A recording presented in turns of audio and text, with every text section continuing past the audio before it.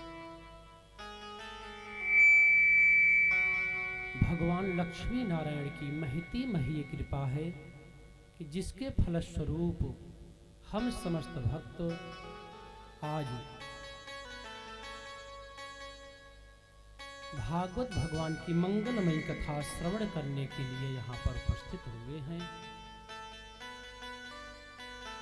प्रथम दिवस की कथा में हम समस्त भक्त भागवत महात्म की चर्चा करते हैं।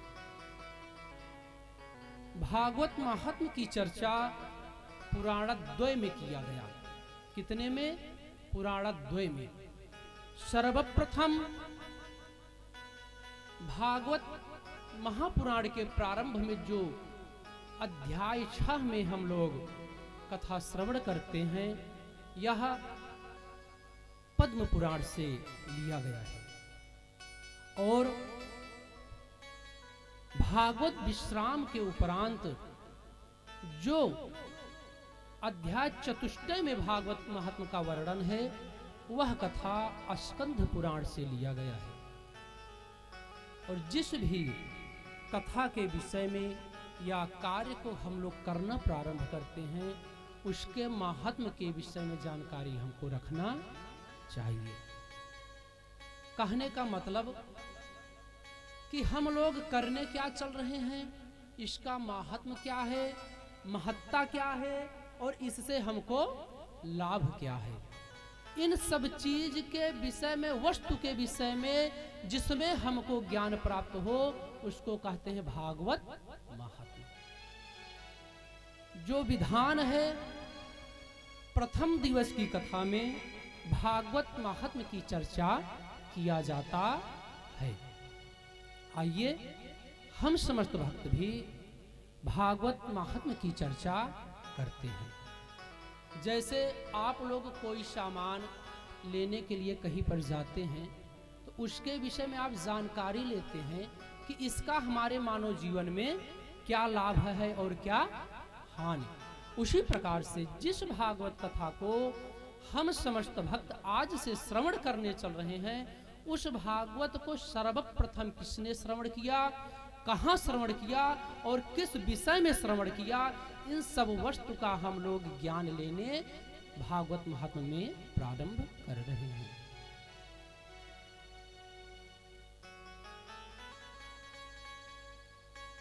नैमिषारण्य के पावन तीर्थ में 88,000 ऋषियों के सम्मुख सूत जी महाराज उपस्थित हैं और सौनक आदि 88,000 ऋषि मिलकर सूत जी महाराज से प्रश्न करते हैं कि प्रभु,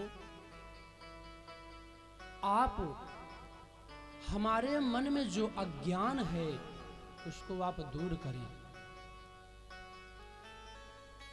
मेरे मन में जो अज्ञान रूपी अंधकार व्याप्त है, बैठा हुआ है, हे प्रभु आप कुछ ऐसा हमको श्रवण कराएं, ऐसा उपक्रम कराएं जिसके करने मात्र से हमारे मन की जो अज्ञानता है, जो अंधकार है, वो दूर हो जाए। क्योंकि अंधकार को तो सूर्य भगवान दूर कर देते हैं, लेकिन मन में जो अज्ञान रूपी अंधकार है उसको सूर्य भगवान दूर, उनके प्रकाश से दूर नहीं होता है। सज्जनों, यह नैमिषारण्य धाम कोई साधारण धाम नहीं है। नैमिषारण्य धाम जो है, नैमिष, यहां पर भगवान स्वयं है। क्योंकि जो अष्ट वैकुंठ का वर्णन शास्त्रों में आता है, 8 प्रकार के वैकुंठ, 8 प्रकार के वैकुंठ में पहला स्थान जिसको दिया गया है वह नैमिष है। नैमिष में साक्षात भगवान श्री लक्ष्मी नारायण जंगल के स्वरूप में उपस्थित हैं। जैसे अयोध्या में भगवान ठाकुर जी के रूप में विद्यमान है, वृंदावन में भगवान बांके बिहारी के रूप में उपस्थित हैं, उसी प्रकार नैमिष में भगवान जंगल के स्वरूप में उपस्थित हैं। अष्ट वैकुंठ में प्रथम स्थान नैमिषारण्य का है और भगवान का एक नाम भी निमि है, निमिष। क्योंकि विष्णु सहस्र नाम में भगवान का एक नाम आता है निमसहा निमसस्रग्वी वाचस्पतिरुदारधी। भगवान का एक नाम नैमिष है और उस पावन क्षेत्र में 88,000 ऋषि एकत्रित होकर, और सज्जनों बताएं ये कोई साधारण ऋषि नहीं है, ये सब सदगृहस्थ संत हैं, घर परिवार वाले हैं, अपने समस्त कार्यों को कर कर ये ऋषि भगवान सूत जी महाराज के पावन सानिध्य में उपस्थित हुए। और सूत जी महाराज से इन ऋषियों ने हाथ जोड़कर कहा 88,000 ऋषियों का प्रतिनिधित्व शौनक ऋषि जी कर रहे हैं। शौनक मतलब 88,000 ऋषियों में एक ऋषि का नाम है शौनक। तो सभी ऋषियों के प्रश्न को शौनक जी महाराज सूत जी महाराज से कहते हैं, क्योंकि अगर सभी श्रोता प्रश्न करने लगेंगे तो भगवान की कथा बिगड़ जाएगी। इसलिए 88,000 ऋषियों के प्रश्न को सूत जी के सम्मुख शौनक ऋषि रख रहे हैं। शौनक ऋषि ने कहा सूत जी महाराज आप हमारे मन के अज्ञान को दूर करें।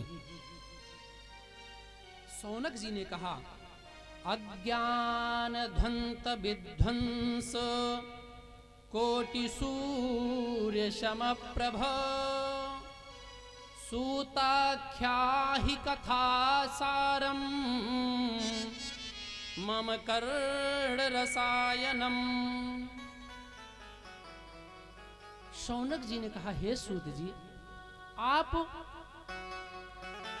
ऐसी मंगलमयी कथा श्रवण कराइए जिसके श्रवण मात्र से मेरे मन का अंधकार, अज्ञान रूपी अंधकार दूर हो जाए और वह मेरे कानों के द्वारा मेरे मन में जाकर रसायन का कार्य करे। यह प्रश्न शौनक ऋषि ने सूत जी से किया और इन प्रश्नों को सुनकर हे प्रभु आप ऐसा साधन बताएं जिसको करने से कृष्ण प्राप्ति कर्म सस्व साधन तत्वदा धुन, भगवान श्री कृष्ण का सहज सरलता के साथ प्राप्ति हो जाए। इन सब प्रश्नों को सुनकर सूत जी महाराज बहुत गदगद हुए। सूत जी महाराज बहुत प्रसन्न हुए क्योंकि यह प्रश्न जो सूत जी महाराज से शौनक ऋषि ने किया यह सार्वभौम प्रश्न है। सार्वभौम मतलब जैसे शौनक ऋषि कहते महाराज कोई ऐसा उपाय बताइए जिससे मेरा कल्याण हो जाए, तो यह स्वयं के लिए प्रश्न था। लेकिन शौनक ऋषि ने कहा सूत जी महाराज आप कोई ऐसा कथा श्रवण कराइए जिसके श्रवण करने से समस्त प्राणियों का कल्याण हो जाए। इस शब्द को सुनकर, उनके इस प्रश्न को सुनकर सूत जी महाराज गदगद हो गए, बहुत प्रसन्न हुए और सराहना करने लगे, अरे ऋषियों आपने बहुत ही सुंदर प्रश्न किया है। मैं आपको ऐसा कथा श्रवण कराऊंगा जिसके श्रवण करने मात्र से आपके मन की अज्ञानता दूर हो जाएगी और सहजता के साथ भगवान श्री लक्ष्मी नारायण की प्राप्ति होगी।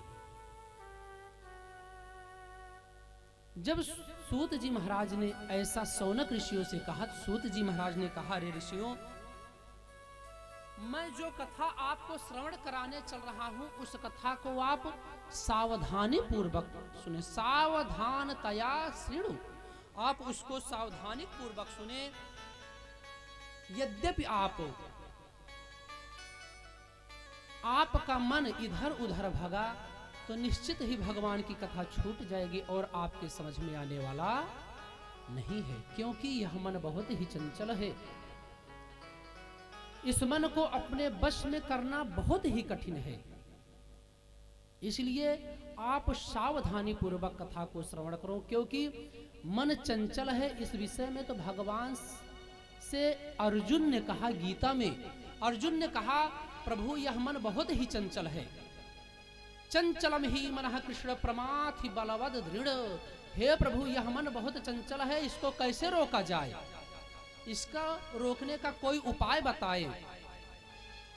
अर्जुन ने भगवान से कहा, प्रभु मन चंचल है, वो कहीं पर रुकता नहीं, तो आपको बताएं, मन आपका कहीं पर भी हो, आप सब कार्य कर सकते हैं, लेकिन यदि आप भगवान की कथा में बैठे हुए हैं और आपका मन यहां पर नहीं है, आप भगवान की कथा को श्रवण नहीं कर सकते। क्यों?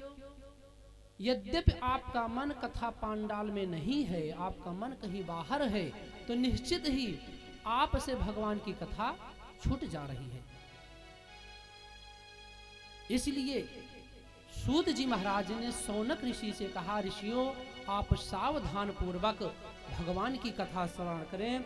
यह कथा काल ब्याल मुख ग्रास ताश निर्णास हेतवे, ऐसी कथा को श्रवण कराएंगे जो काल रूपी ब्याल में जाने के लिए प्राणी लाइन लगाकर खड़े हुए हैं, उनसे भी आपका को छुटकारा प्रदान करने वाली मंगलमयी कथा मैं आपको श्रवण कराऊंगा। इस प्रकार हे ऋषियों, हमने अपने गुरु जी से, सुखदेव जी महाराज से इस कथा को श्रवण किया है।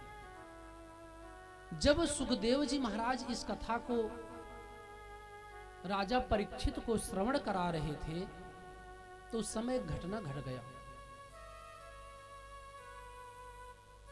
सुखदेव जी महाराज राजा परीक्षित को कथा श्रवण करा रहे हैं, और इस कथा को श्रवण करने के लिए देवलोक से इंद्रादि देवता चले आए, क्योंकि भगवान की कथा तो सिर्फ पृथ्वी लोक पर है, पृथ्वी पर ही भगवान की कथा श्रवण करने को मिलता है, और स्वर्गाद में यहां तक कि वैकुंठ में भी भगवान की कथा नहीं मिलती।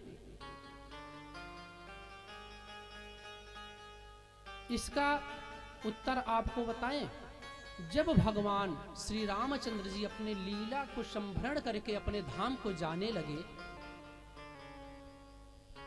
तो भगवान श्री रामचंद्र के साथ में समस्त अवधवासी भगवान के धाम को जाने लगे। भगवान ने हनुमान से कहा, हनुमान तुम भी तैयार हो जाओ, बैकुंठ चलना है। हनुमान जी ने कहा, प्रभु बैकुंठ चलना है? भगवान श्री रामचंद्र जी ने कहा, हाँ हाँ हनुमान, बैकुंठ चलना है, तैयारी करो।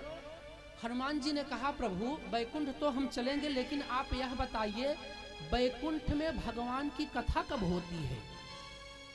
हमको भगवान का कथा श्रवण करने को मिलेगा कि नहीं? भगवान श्री रामचंद्र जी ने कहा, हनुमान बैकुंठ में मैं साक्षात रहता हूं, वहां पर मेरी कथा तुम्हें मिलने वाली नहीं है। तब हनुमान जी ने कहा, हाथ जोड़कर हनुमान जी ने कहा, प्रभु यदि आपकी कथा हमको नहीं मिलेगी तो मैं बैकुंठ जाने वाला नहीं हूं। भगवान श्री रामचंद्र जी ने कहा, हनुमान ठीक है तुम बैकुंठ मत चलो, लेकिन सब अयोध्या वासी जा रहे हैं तो मैं आपको एक कार्य सौंप कर जा रहा हूं, उसको पालन करना। हनुमान जी महाराज ने हाथ जोड़कर भगवान श्री रामचंद्र जी से कहा, प्रभु आप आज्ञा करें। तब हनुमान जी को भगवान ने कहा, हनुमान जहां पर भी मेरे भक्त मेरी कथा का अनुसंधान करेंगे, श्रवण करेंगे, वहां पर तुम अवश्य जाना और उनका सदैव रक्षा करते रहना। हनुमान जी ने कहा, प्रभु मैं जब तक पृथ्वी पर एक भी दिन, एक भी पल भगवान की कथा होती रहेगी, तब तक मैं पृथ्वी पर ही रहूंगा, और जहां पर आपकी कथा होगी मैं सर्वप्रथम वहां पर उपस्थित हो जाऊंगा। क्योंकि हनुमान जी तो ज्ञानीनाम मार्गदर्शनम है। शास्त्रों ने कहा भी है, यत्र यत्र रघुनाथ कीर्तनम तत्र तत्र कृतमस्तकांजलिम वाष्पवारि परिपूर्ण लोचनम मारुतिर्नमत राक्षसांतकम। इस मंत्र में बोला गया, यत्र यत्र रघुनाथ कीर्तनम तत्र तत्र कृतमस्तकांजलिम। जहां जहां पर भी भगवान की कथा होगी कृत मस्तकांजलिम, हनुमान जी महाराज अपने हाथ को अपने मस्तक के बराबर करके वाष्पवारी परिपूर्ण लोचनम, और उनके आंखों से सुपात होता रहेगा।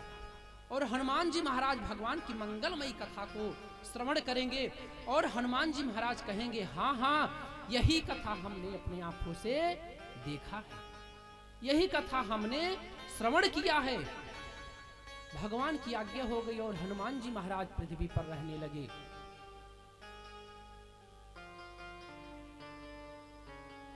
शुद्ध जी महाराज इस कथा को श्रवण कराते हैं और कराते हुए कहते हैं, ऋषियों अब आप लोग सावधान होकर भगवान की मंगलमयी कथा को श्रवण करें।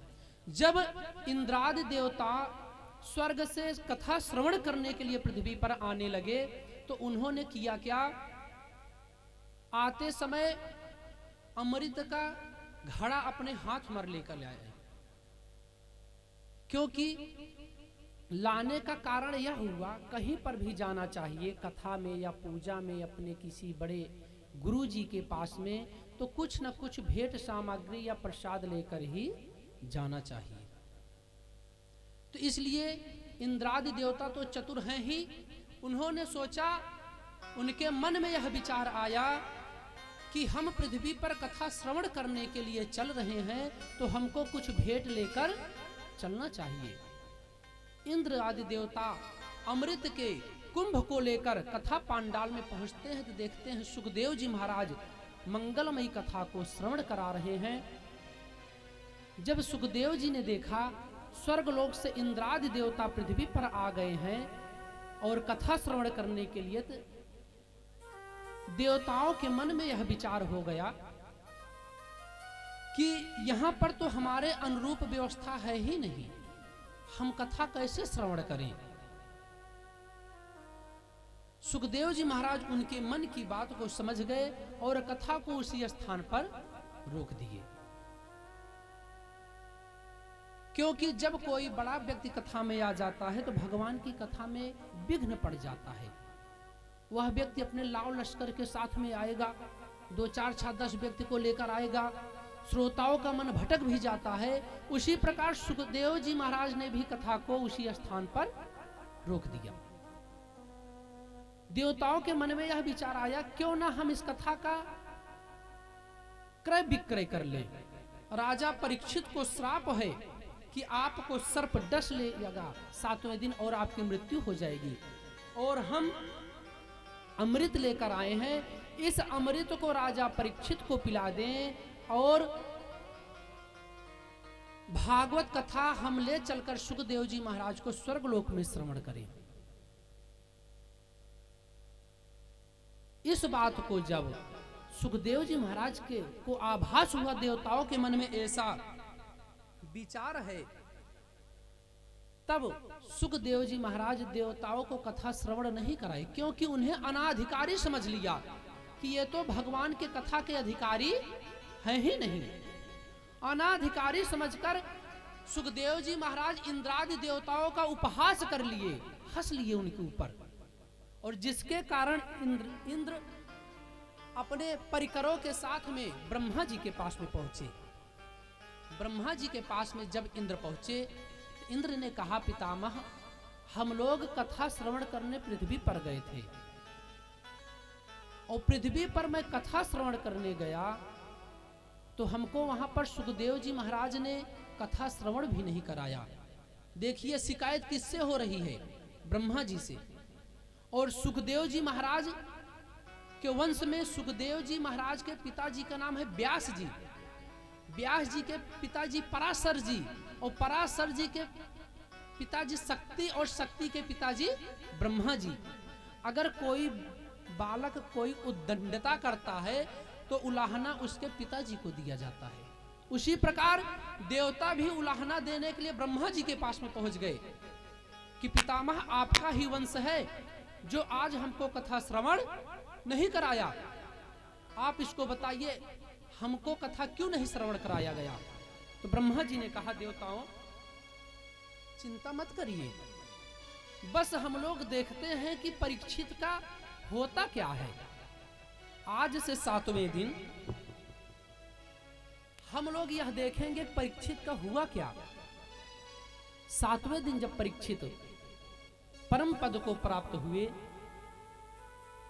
पुरा धाता भी विस्मिता, विधाता ब्रह्मा जी बहुत आश्चर्यचकित हो गए। अरे भागवत कथा श्रवण करने मात्र से परीक्षित का उद्धार हो गया। ब्रह्मा जी के मन में एक शंका हो गया कि अरे भागवत कितनी बड़ी चीज है कि जिसके श्रवण करने से परीक्षित को मुक्त हो गए पृथ्वी से, अपने श्राप से। तो ब्रह्मा जी ने किया क्या? ब्रह्मा जी ने स्वर्गलोक में तुला, एक तराजू का बंधन किया और एक पलड़े पर पूरे संसार के सामग्रियों को रखा गया, पुराणादि को, और एक पलड़े पर सिर्फ भागवत भगवान को स्थापित किया गया। तो ब्रह्मा जी और देवताओं ने देखा क्या, जिस पलड़े पर भागवत रखा गया है वह पलड़ा नीचे हो गया, और जिस पे समस्त संसाधन रखा गया है वह पलड़ा ऊपर हो गया। भैया पलड़ा वही भारी नीचे जाता है जो भारी होता है। ब्रह्मा जी ने कहा, अरे देवताओं, यह कोई साधारण कथा नहीं है, यह तो भगवान की कथा है। जो कथा हम लोग आज श्रवण कर रहे हैं ये कोई साधारण कथा नहीं, यह भागवत भगवान की वांगमयी प्रतिमूर्ति है। जब भगवान अपने धाम को जाने लगे, उद्धव जी ने कहा, प्रभु अब आप जा रहे हो, हम पृथ्वी पर कैसे रहेंगे? तो भगवान ने कहा, उद्धव जी चिंता मत करो, मैं जाने वाला नहीं हूं। तो भगवान गए कहां? शास्त्रों में लिखा गया, तिरोधाय प्रविष्टोयम श्रीमद् भागवतार्णवयम्। भगवान गए कहां? भगवान श्री हरि श्रीमद् भागवत महापुराण में समाहित हो गए। इसीलिए श्रीमद् भागवत को भगवान की वांगमयी प्रतिमूर्ति कहा जाता है। श्रीमद् भागवतोख्येयम प्रत्यक्षम कृष्ण एव ही। यह पुराण साक्षात भागवत जी भगवान का ही स्वरूप है। ब्रह्मा जी ने देवताओं को समझाया, देवताओं यह कोई साधारण कथा नहीं है, यह कथा तो सबको श्रवण कर ही नहीं सकते। तो देवताओं ने कहा, पितामह तो यह कथा कब और किसको कैसे श्रवण करने को मिलेगा? तब ब्रह्मा जी समझाए कि देवताओं, जब हमारे और आपके अनंत जन्मों का उदय होता है तब जाकर भगवान का मंगलमय कथा श्रवण करने का अवसर प्राप्त होता है।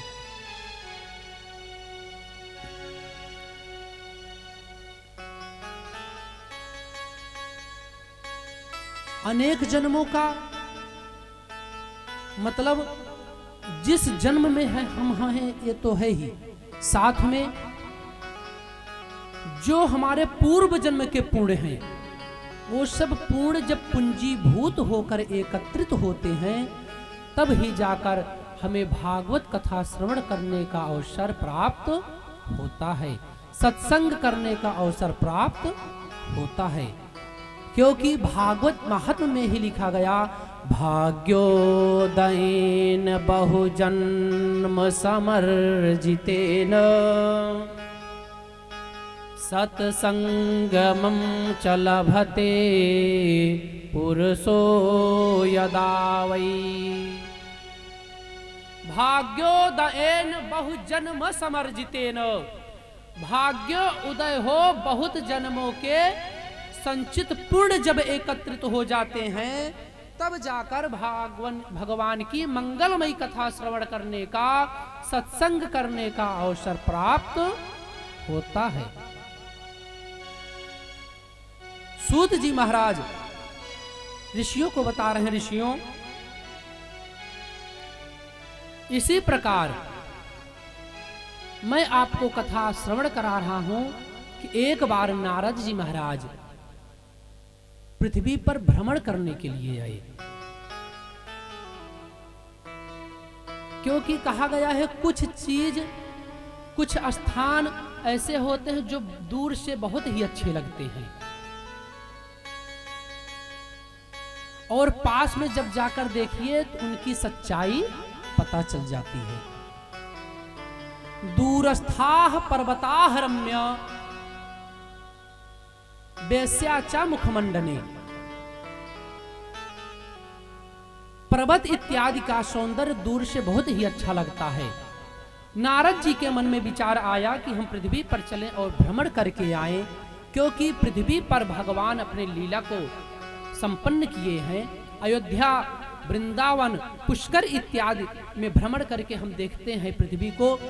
ऐसा मन में विचार करके नारद जी पृथ्वी पर आए और यहाँ के वातावरण को देखकर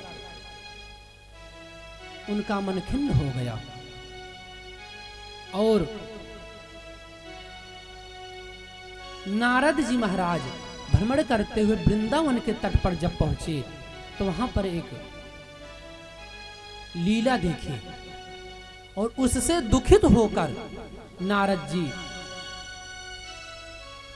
जब जाने लगे बैकुंठ के पास में पहुंचे तो वहां पर उनको सनकादिक चारों भाई मिल गए और चारों भाइयों ने नारद जी से 4 प्रकार के प्रश्न कर लिए।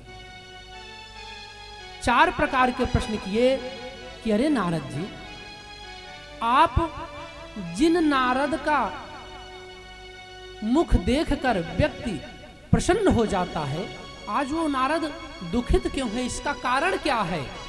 कथम ब्रह्मन् दीन मुखा कुतश्चिंतातुरो भवान। चारों भाइयों ने नारद जी से 4 प्रश्न किया। प्रश्न क्या था? कथम ब्रह्मन् दीन मुखा कुतश्चिंतातुरो भवान। अरे नारद जी, आप क्यों चिंतित हैं और कहां से आ रहे हैं और कहां को जा रहे हैं? आप यह सब हमको बताएं। तब नारद जी महाराज अपने चारों भाइयों को देखकर अपने मन की व्यथा को उनसे बताना प्रारंभ कर दिए। भैया, हम समस्त लोकों में सबसे सुंदर लोक पृथ्वी को समझते थे और पृथ्वी को समझते थे और वहां पर मैं भ्रमण करने के लिए गया तो वृंदावन में ऐसी घटना घटी और मैंने बहुत से वेद पुराणों का उच्चारण किया, गीता का पाठ किया। गीता पाठेर मुहुर्मुहुः, लेकिन ज्ञान और वैराग्य को किसी प्रकार का कोई लाभ नहीं हुआ। और आकाशवाणी हुई कि आप सत्कर्म करो और सत्कर्म के लिए मैं भ्रमण कर रहा हूं कि सत्कर्म के विषय में कोई हमको बताएं। अब आप लोग यह सोचें, नारद जी को क्या पड़ा था कि भक्ति, ज्ञान और वैराग्य के दुख को दूर करें, लेकिन नारद जी के मन में सिर्फ यह है कि भक्ति देवी हैं, इनका कल्याण होना चाहिए। ज्ञान और वैराग्य भी भगवान के ही द्वारा बनाए गए हैं, प्रकट किए गए हैं, इसलिए इनके बुढ़ापा को अवश्य दूर किया जाए।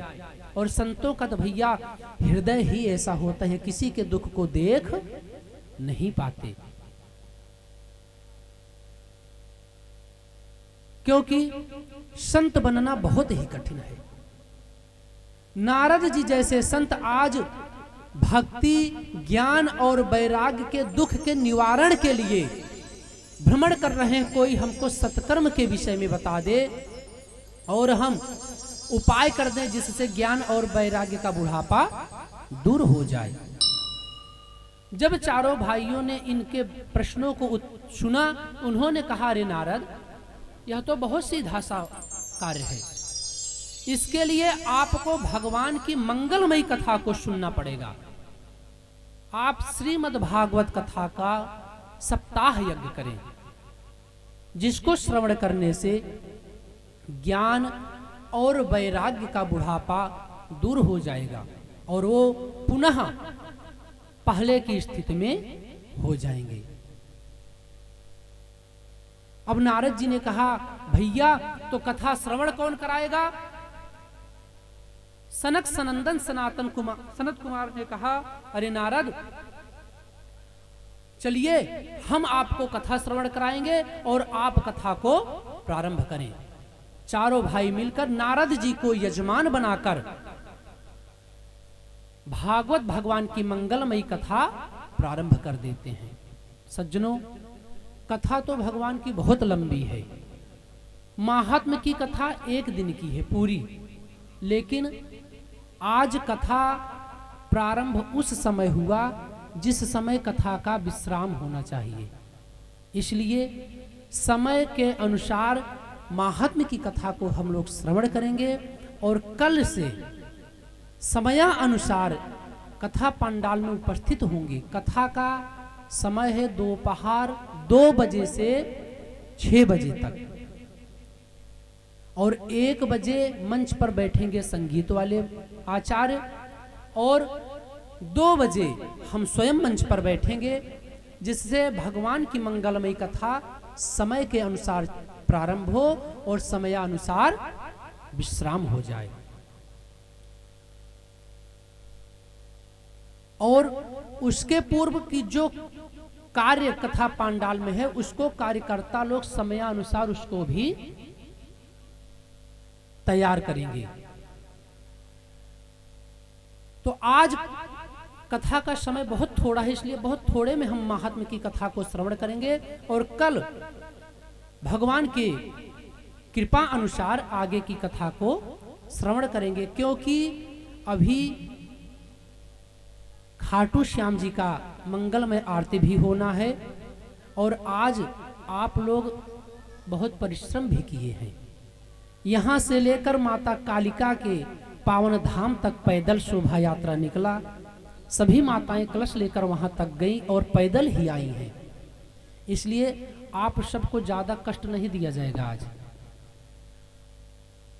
कुछ क्षण और भगवान की कथा को श्रवण करके मंगलमयी आरती और खाटू श्याम भगवान की मंगलमयी आरती के साथ आज की कथा को हम लोग विश्राम करेंगे और कल से समय के अनुसार आप लोग कथा पांडाल में पधारेंगे और समयानुसार कथा विश्राम लेगा। चारों भाइयों ने नारद जी को कथा श्रवण कराना प्रारंभ किया और इधर कथा श्रवण चालू हुआ और उधर ज्ञान और वैराग्य का बुढ़ापा दूर हो गया और दोनों भाई और भक्ति, ज्ञान और वैराग्य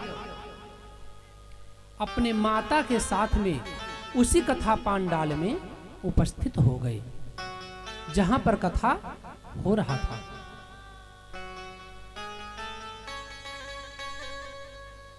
पहुंचने के बाद भक्ति देवी ने कहा, अरे देवर्षि, हमको कोई ऐसा स्थान बताइए जहां पर मैं बैठूं। तब ऋषियों ने कहा, अरे देवी, आपको बैठना क्या है, आप समस्त भक्तों के हृदय में ही बैठ जाइए। भक्ति देवी समस्त भक्तों के हृदय में इनको स्थान प्राप्त होता है और आगे की कथा हम लोग कल श्रवण करेंगे। आइए 2 बार भगवान की पावन नाम का स्मरण करते हुए आज की कथा इसी स्थान पर विश्राम करेंगे। भक्ति देवी कथा पांडाल में पहुंच चुकी हैं और कल की कथा को हम लोग इसके आगे श्रवण करेंगे और जिस प्रकार से कथा ठाकुर जी सुनना और सुनाना चाहेंगे वैसे ही कथा को हम लोग श्रवण करेंगे। 2 बार भगवान के पावन नाम का स्मरण करते हुए आज की कथा यहीं पर विश्राम, उसके बाद आरती और प्रसाद। श्रीमन्नारायण नारायण नारायण, श्रीमन्नारायण नारायण नारायण, श्रीमन्नारायण नारायण नारायण, श्रीमन्नारायण नारायण नारायण,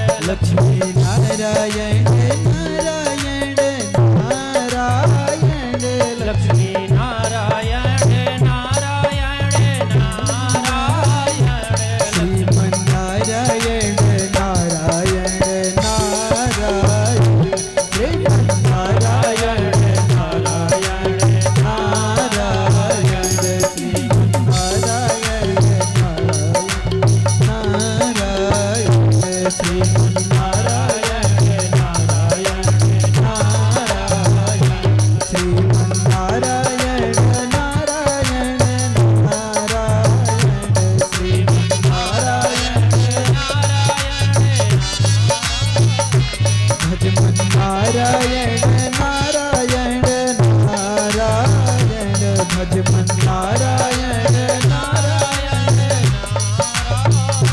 श्रीमन नारायण नारायण नारायण श्रीमन नारायण श्री नारायण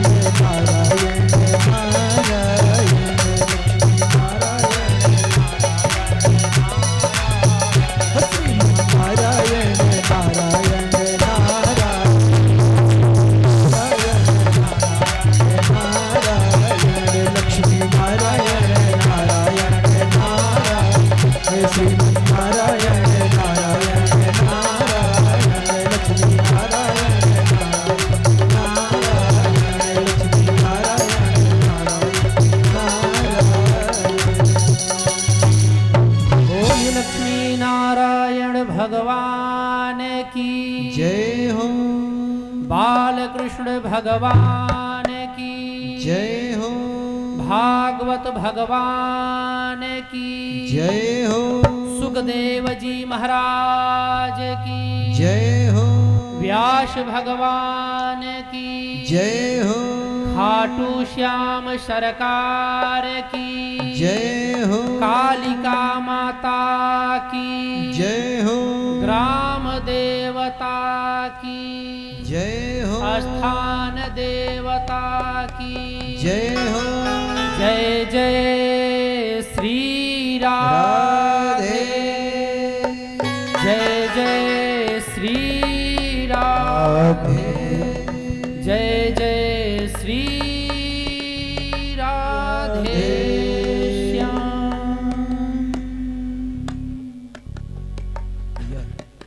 अंकित जी भैया साउंड वाले बाजा आपका चल नहीं रहा है, गला भी हिच रहा है और कल भी बहुत सावधानी से चलाइए, एकदम गड़बड़ है ना।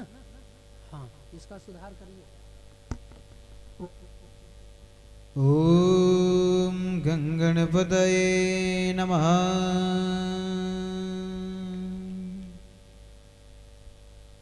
यजमान प्रतिनिधि के हाथ में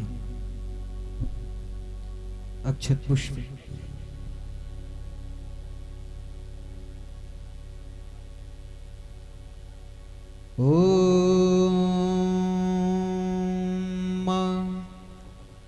ओम शांताकारं भुजगशयनं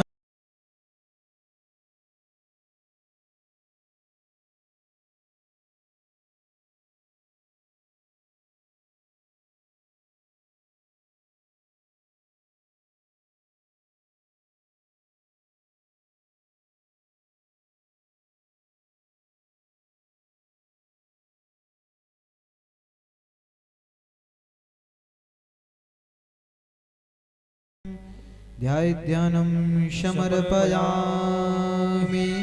छोड़ दिए भगवान के पास आरती मंगल।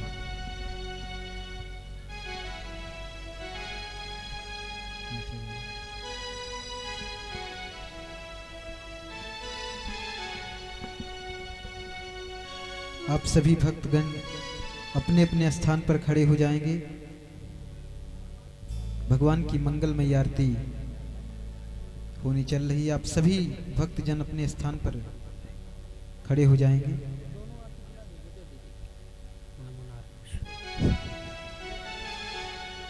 ओम चंद्रमा मनसो जात चक्षुः सूर्यो अजायत श्रोत्राद्वायुष प्राणश्च मुखादग्निर्जायत।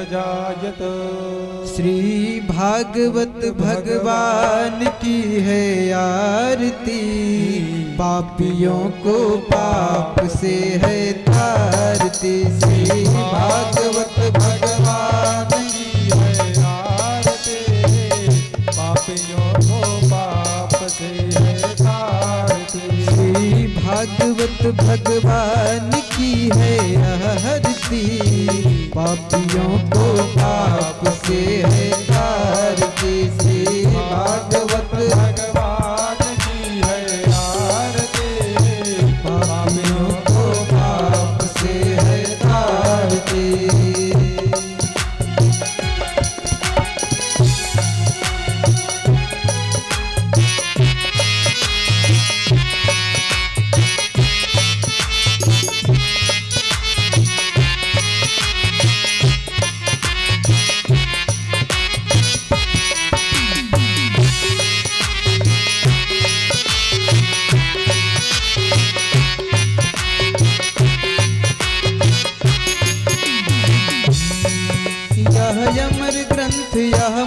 श्री पंथ यह पंचम वेद निराला, नव ज्योति जगाने वाला, यह अमर ग्रंथ है